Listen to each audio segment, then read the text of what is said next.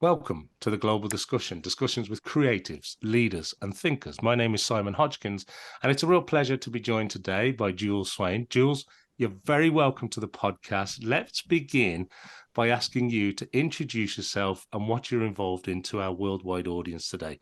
Over to you, Jules. Hi, Simon. Well, I got my finger in lots of pies, I suppose many people will say. I suppose I'm most well known for being a paramedic out there on social media. I've been with the ambulance service for 14 years and I've been qualified as a paramedic for 12. After I'd finished university for the final time, I said to myself, I decided to get back into my love of reading and reading for pleasure instead of having to read a university textbook. So that kind of started probably about 6 or 7 years ago. Really got into Twitter around that time, and the only other thing that I would ever do other than be a paramedic is open a bookshop. So I decided that social media would be a good way of making lots of contacts, finding out what was going on in the publishing industry, who all the authors of the moment were, the books of the moment, etc. And when I first started getting into Twitter, I realised that a lot of publishers did this thing where they gave proofs away, and I was like, what are proofs? I've no idea what they are. So started getting into all this thing about reading books early. And obviously I didn't have a big following back then. I'd just started. So I'd enter loads of competitions and respond to all these tweets about books that were being given away. And eventually over time it got built up, and I've never had a blog. I don't have a blog now. I do my reviews on Goodreads and Storygraph and things like that and share them on social media. And over the years, it's built up and built up to the point that this year I won Book Blogger of the Year, which I was like really overwhelmed with. And that was at an event called the Book Party, which this year was in Blackpool. And yes, they do like to say, because I've said I don't have a blog, Book Blogger of the Year does involve people who don't have blogs that review and are on social media and all that kind of thing. So it's just spiraled from there to the point now that I have over 40,000 followers on Twitter. And yes, I know Twitter is kind of, we'll not go there. Shall we just leave that there? But yeah, trying to get involved in Instagram and things like that now because Twitter's taking a little bit of a downturn, isn't it? But yeah, it's just all spiraled, and I am overwhelmed and really, really pleased with how it's gone. And I just love it. It's just my love of books, realised, really. That's wonderful. And thank you, Jules, for giving us that context. So some people listen to this show, some people watch it as well. And for people that are in listen only mode, behind Jules's shoulder, there's a bookshelf crammed full of books. So it's obvious that she has this passion for books. And congratulations, because, from starting off, I suppose, saying, look, I'm just going to read for pleasure, because after all your university, all your learning, all that sort of academic, text, and, from a paramedic perspective and all the learning that has to go into that, I can understand why you said, look, I just want to read something that I'm just going to enjoy for a little while. That makes perfect sense. But the meteoric rise from that point to winning, standing on stage, being photographed, going, okay, I'm now the book blogger of the year. I mean, that's I know it's been over a number of years, but it's been pretty quick in the scheme of things. And your reviews are very well read. People like the way that you review the books. You've got a growing following. So congratulations on the award. Congratulations on all you do. I know you're still extremely busy as a paramedic too. It's not that that's stopped at all. No. So you're sort of juggling all worlds, I suppose, at this stage. I wanted to ask you though, obviously being a reviewer, what do you think makes a good review? Like when you go about the process, I know eventually you've got to get it down, right, onto a platform and share it with people on social media. what are you looking for? How do you go about being a good reviewer? I think for me, obviously, honesty comes into it. So, you know, I will never, ever talk on social media pretending that I loved a book just because a publisher sent it me or whatever. It's like that's not me. It's down to honesty. And I think reviews should be down to earth. Obviously, that, you know, people know me as a Yorkshire lass, down to earth, and I just kind of say what I see. And I do keep my reviews fairly short, if I'm honest. If people follow me reviews, they will see that I don't write kind of long essay type reviews. It's kind of short and to the point, what I loved about it, what I got from it, why it was a book that, you know, really got to me emotionally, or something that made me happy or laugh out loud, funny, and, you know, that kind of thing. Just being completely honest about it. And for me personally, I know there's been a lot of talk on social media recently about reviewing books in a negative manner. For me personally, I don't do negative reviews. If I don't enjoy a book, I don't review it. And the main reason for that is because life is too short. There are a lot of books out there, and if I don't enjoy a book, then I won't actually finish it. I'll give it 50 to 100 pages maybe, and if it's not for me, that's a do not finish for me. I'm quite ruthless these days because I've got that many books to read that I want to spend that time enjoying them. And is it still providing that enjoyment? And that I'm imagining some level of escapism after the busy paramedic world, that you can dive into a good book that you enjoy, that you're reading. But you're also, I know you're looking at it through the lens of a reviewer and thinking about it and reflecting on it. But is it still something that you enjoy? And what kind of books really resonate with you? What would, you know, if somebody said to you, what do you really like from a, you know, your own particular reading passions, where would you go with that?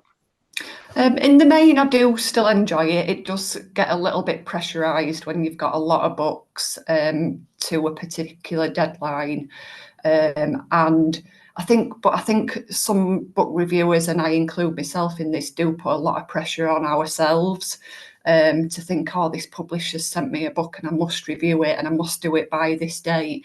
And actually, if you contact publishers to say, look, I'm really struggling with this book, or, you know, I've got so many, I've got a deadline, etc., and I'm not going to be able to meet it, the publishers are so lovely and will be like, yeah, I really appreciate that.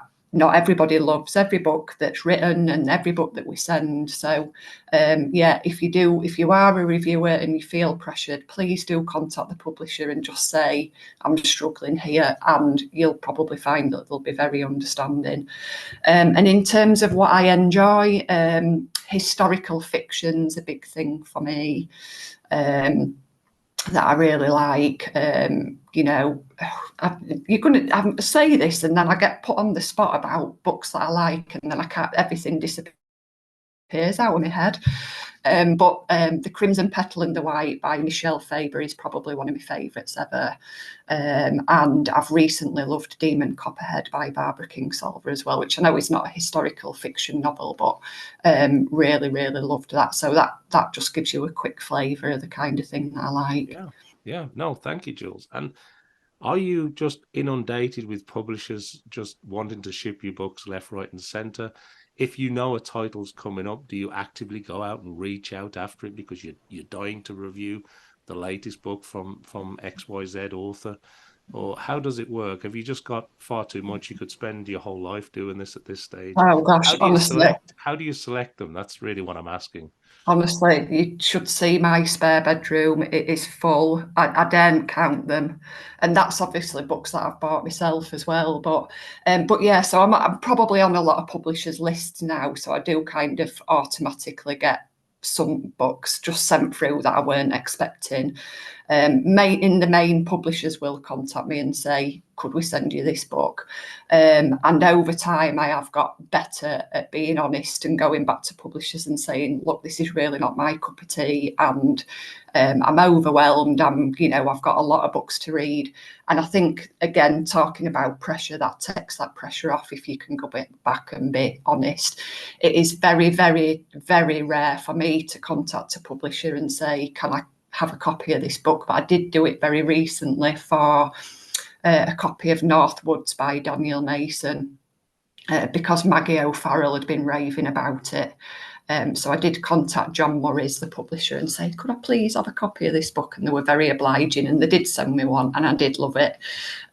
So yeah, it is rare for me to do that, but I may very occasionally, in an instance like that, ask for one. But I still feel like I'm being cheeky doing that. I love that. And just before we move on to a few other questions I want to ask you, well, we've got some time today. I just want to ask you about social media, because obviously Twitter, or X as it's called now, it has gone through quite a lot of changes. And I know you're looking at other platforms too. But I did want to just talk about the community on social media for people that are interested in books, have a love of books, and whether that's, editors, authors, and publishers. There's this really big community, isn't there, on social media? And it's only when you sort of start to tap into it, you realize how wide and how vast this community is. So you must get a lot of interaction from the community on social media. Yeah, I do. And I do think book Twitter is fantastic. Like I say, I'm trying to get into Bookstagram, but I'm not finding it quite as easy as I did Twitter. I don't feel like it's as interactive, but maybe over time it will be. But yeah, I think the book community is fantastic. Everybody rallies around each other, supports each other. Obviously, we try to do a lot for independent bookshops and indie publishers and authors that are not as well known. There have been a few instances of, obviously I'm not going to name anyone, but a few instances where people have been quite rude about book reviewers and, turning books down and things like that. And you will find that us book reviewers stick together and look after each other. So yeah, I think it is a great community, definitely. That's wonderful. I want to ask you another question now as we change gears a little bit. I want to ask you about your own life and your own career, and whether that's as a paramedic, whether it's as an award-winning book reviewer. But there must be people that you admire. Maybe there's been people that have inspired you along your journey. When I ask you that kind of question, what springs to mind for you, Jules? Well, obviously, as a female, I'm always drawn to women who have done quite well in their careers. And one woman who does inspire me is Davina McCall. So she actually came out on my ambulance with me about, I think it's probably about 5 years ago. We filmed a programme for ITV called A&E Live. And I'd always admired her anyway, but then when she came out on the ambulance and I spent a shift with her, she was really, really lovely. And the things that I like about Davina are that she seems to me a very kind of down-to-earth person, that her lifestyle in terms of her physical fitness, which is a big thing for me as well. I love training and running and the gym and things. And then she's obviously a big advocate for menopause at the moment as well. So just women like her really inspire me, who are just she uses a platform for a lot of great things, I think. No, that's great. Thank you for sharing that. And what about advice? Obviously, you share advice in a professional capacity, and you also receive advice. But when you think about your journey so far, is there any advice that you've received that you find yourself wanting to share with people, or have you got any advice for our audience today? I can't think of any particular advice that I've been given. I do remember, I won't name her because I met her recently and she's kind of gone off social media, so I'm not going to say her name, but if she ever listens to this or sees it, then she'll know who I mean. But years ago, when I started out my Twitter journey, a lady who worked in my local bookshop was really, really supportive of my journey to get into book reviewing and helped me with books of the moment and things like that. And I remember when I met her, like I say, I just started out on my Twitter journey and she had like 5,000 followers on Twitter. And I was like, how did she get 5,000 followers? And then obviously mine's just grown massively over that time. So I'm always really grateful to her because I do view her as someone who helped me out on my journey. And in terms of advice for other people, if we're talking a book reviewing journey, I think it's just that keep at it. It is hard in the beginning. If it's same as everything that everybody ever says, if you want something really badly, you can get it if you put in the time and the commitment, and it can be slow in the beginning, but just keep going. And, you know, reach out to other people who are doing the same thing as you. And, you know, like we've said, people are generally quite supportive. So, and I'm always happy for people to contact me if they want to know anything. So, yeah. Yeah, that's wonderful, Jules. And look, obviously you used the word earlier that sometimes it can be a bit pressurized. You know, you're trying to fit everything in. Sometimes you're so engrossed in the book, you're just having a wonderful time, I'm sure. But when I talk to people on the show, I like to ask them a little bit about their own planning style. Are you a planner or are you just somebody that just lets things happen? Do you look at things in sort of 3 months, 6 months, 12 months? Here's what I want to do. Here's how many books I want to have reviewed this year. How does the planning process work for you, or how do you go about that? What's on your horizon? Well, I am definitely not a planner at all. And, you know, when I look back over my life, and this is obviously just general, not just in terms of book reviewing, but I always very much see life as a bit of a crossroads, and you reach a certain point and you come to this crossroads and you make a decision which way you're going to go. And the decision that you make is whatever is right for you at that time.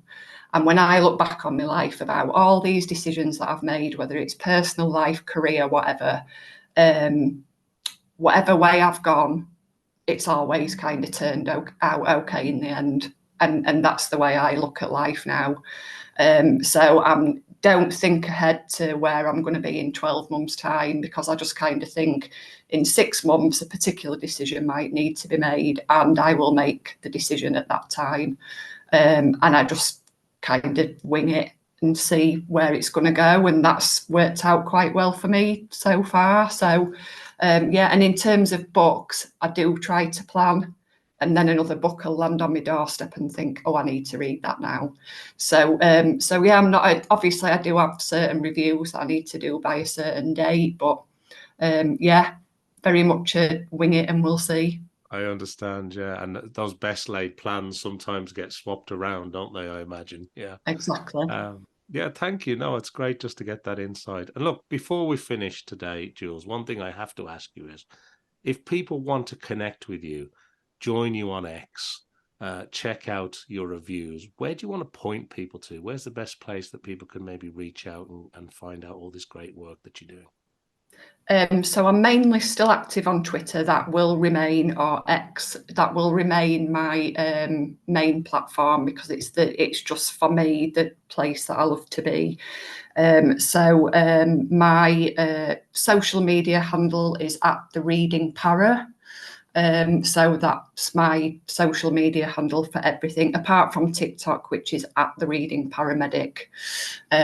But yeah, so, and I'm on Goodreads as well, and like I say, on Storygraph. But if you go to any of my social media platforms, I have a link tree in my profile, and everything that I am on, you can find in there.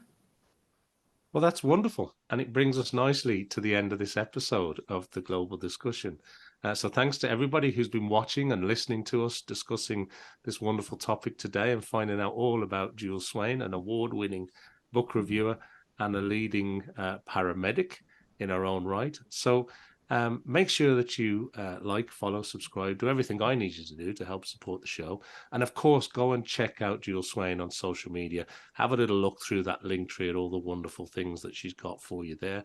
And I hope that you'll join me back here for some more discussions with more creatives and leaders and thinkers just like Jules. So thank you, Jules. It's been wonderful to talk to you today. Thanks, Simon.